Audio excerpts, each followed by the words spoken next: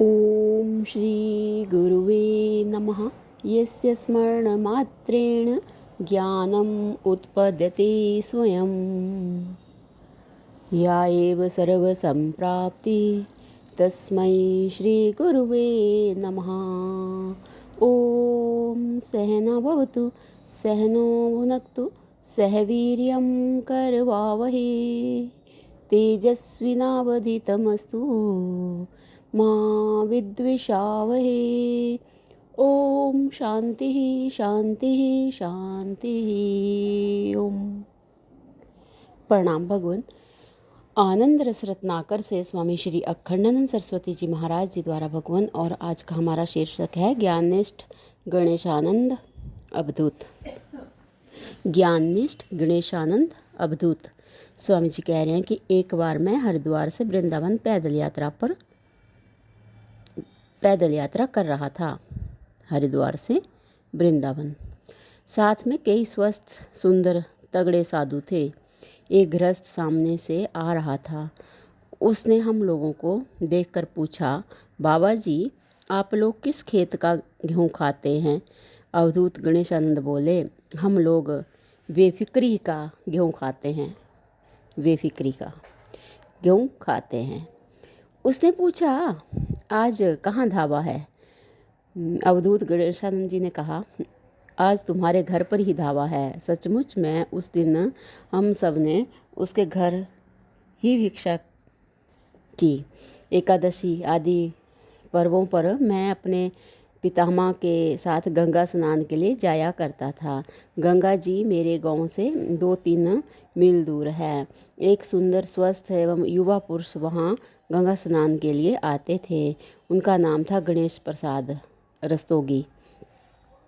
बार बार मिलना होने लगा। धानापुर में कपड़े की दुकान पर बैठकर ज्ञान वैराग्य प्रकाश पंचदशी आदि पढ़ते थे। युवावस्था में ही उनके चित्त में वेदांत का संस्कार भरा हुआ था। घर में माता थी, पत्नी थी, पुत्र थे। अच्छा व्यापार था, कोई कमी नहीं थी। परंतु उनको वह सब नहीं भाता था। जब उन्हें वैराग्य का आवेश होता, घर बार छोड़कर चले जाया करते। उन दिनों चित्रकूट की पीली कोठी के प्रसिद्ध संत गांव-गांव में घूम घूम कर शिवोहम का डंका बजाया करते थे। गणेश प्रसाद को यह दृढ़ निश्चय हो गया कि यही सत्य सिद्धांत है। बुद्धि में निश्चय हो जाने पर भी वैराग्य टिकता नहीं था। बुद्धि में निश्चय हो जाने पर भी वैराग्य टिकता नहीं था। कभी रोते तो कभी दहाड़ने लगते, शिवोहम शिवोहम। एक बार वे यह कहकर कि पारिवारिक मोह मुझसे बहुत दुख दे रहा है, मेरे समक्ष रोने लगे और इस बंधन से हमेशा के लिए छूटने की युक्ति पूछी। मैंने विष्णु पुराण में लिखी एक युक्ति उनको बतलाई। साधक को चाहिए कि सत्पुरुषों के आचरण की निंदा तो ना करे, परंतु कुछ इस ढंग का आचरण करे कि लोग उसका अपमान करें।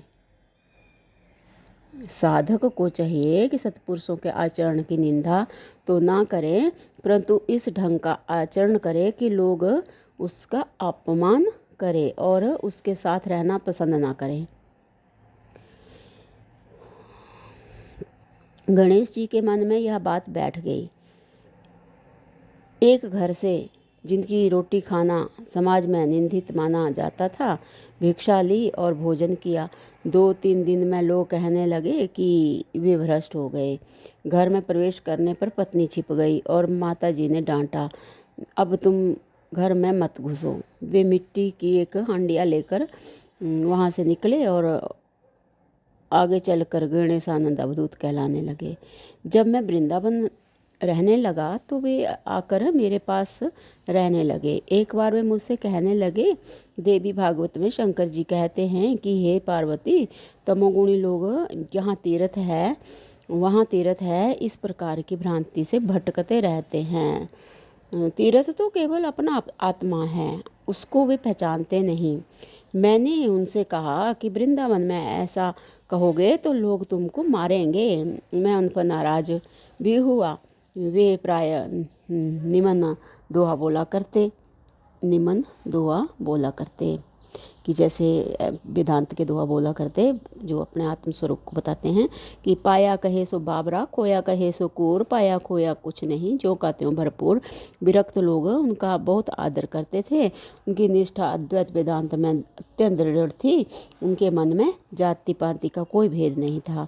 वे स्वतंत्र और स्वावलंबी रहे। 85 वर्ष की उम्र तक उन्होंने कोई शिष्य नहीं बनाया, कोई कुटिया नहीं बनाई, कोई धन नहीं रखा।